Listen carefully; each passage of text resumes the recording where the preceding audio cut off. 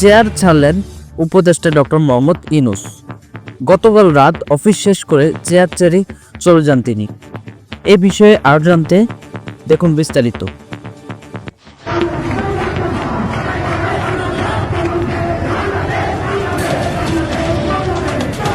গতকাল ডক্টর ইউনূস জানান, উনি যখন অফিস করছেন তখন প্রায় রাত হয়ে যাচ্ছিল এবং ওনার খুব ক্লান্ত লাগছিল, তাই চেয়ার ছেড়ে বাসায় চলে যান ডক্টর ইউনূস।